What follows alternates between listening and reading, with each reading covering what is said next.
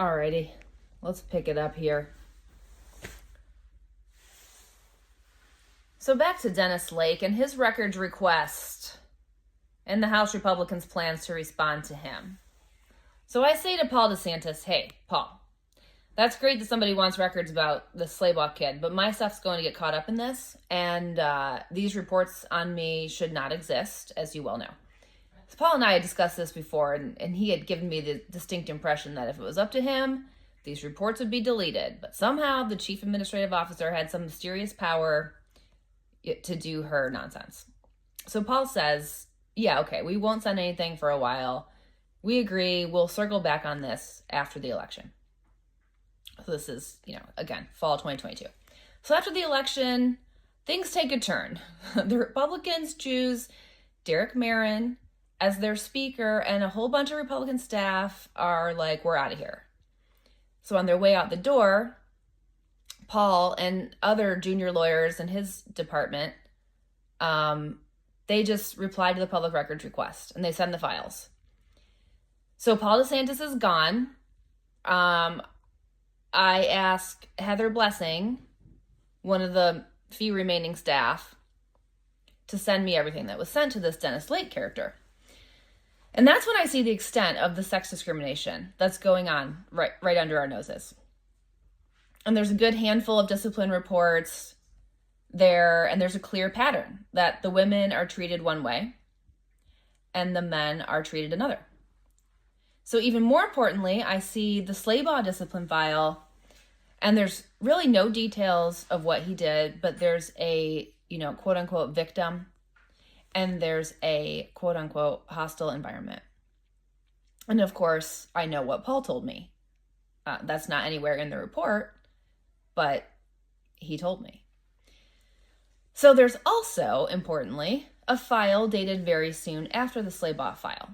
And it shows that the chief administrative officer has disciplined a young woman, a Republican staffer, for talking about Slaybaugh. So it's not enough that they give this guy a slap on the wrist for whatever he did. Something bad enough to give him a discipline file, and they use these words, victim and hostile environment.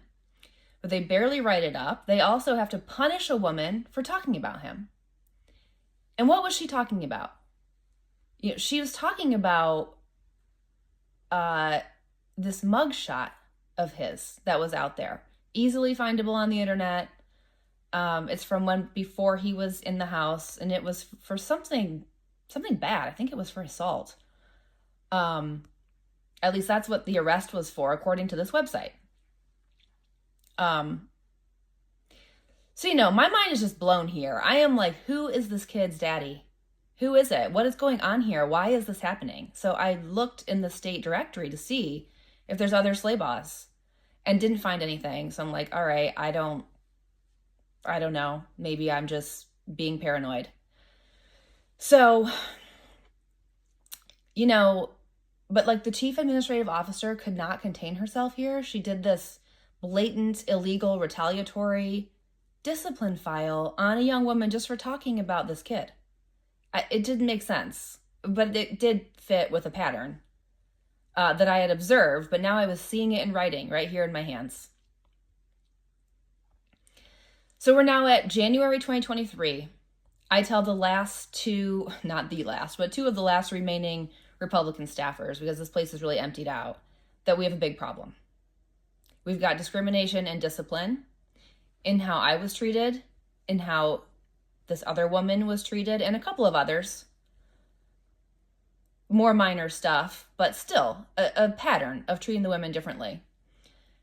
And this, punishing the woman who talked about Slaybaugh is especially egregious and has got to be addressed. Like, we cannot have a situation where the young women working in that place, and there are a lot of them, think that they're going to be punished or fired for talking about a person with a mugshot in connection with, allegations of violence, or talking about a sexual assault allegation.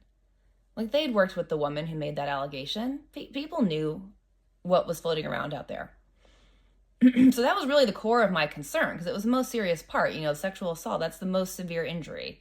These other forms of harassment, discrimination, retaliation, those are all harmful in their own right, of course, but Sexual assault is obviously the bigger emergency.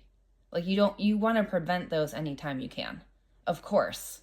Not wait around and let them happen and then just like do a slap on the wrist or some other consequence after, because then you've got a victim with lifelong harm done to them. I mean, this is not a joke. So what do the Republicans do? They bring in an outside counsel firm, Perez Morris, to do an investigation into my complaint. They want to take my complaint, my informal, hey, let's take care of this, delete these reports, and start doing things right. New day here, new speaker, new day. No, they want to do an investigation, and this was not my first rodeo. I had observed and been part of and participated in other investigations. And I know how these things go. So they take 6 months to do this sham investigation, sweep it under the rug, and do nothing. And all of that I'll have to get into in a different post. So we'll just need to fast forward 6 months at this point.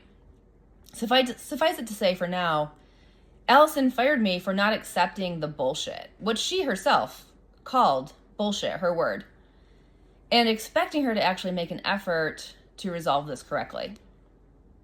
She told people that she fired me because I was talking to women in that workplace about the sexual assault allegation. She told people that's why. It's unbelievable.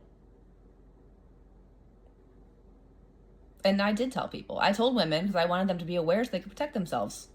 I wanted them to be aware that there had been an allegation. And I have zero regret about that. Okay, so yeah, the firing date. That was July 28th, 2023. Oh my God, I have so much more to tell you about that prior 6 months, but it will have to wait. I'll tell you this part. Here's where the rooster comes in. And I assume if you're watching this that you're generally aware of Capitol Square and state government in Columbus, Ohio. But if you are not, the rooster is an independent blogger and he gets a lot of juicy stuff and stories and publishes them. So a nice addition to the media ecosphere there on Capitol Square. So 5 days later after my firing, the rooster publishes a piece about Daniel Slaybaugh. And he doesn't have the whole story. He doesn't have anything about me and my part of it. Doesn't seem to know that I had complained about that, how that was handled. But he is right on the money about the HR stuff at the House. And let's take a look at it.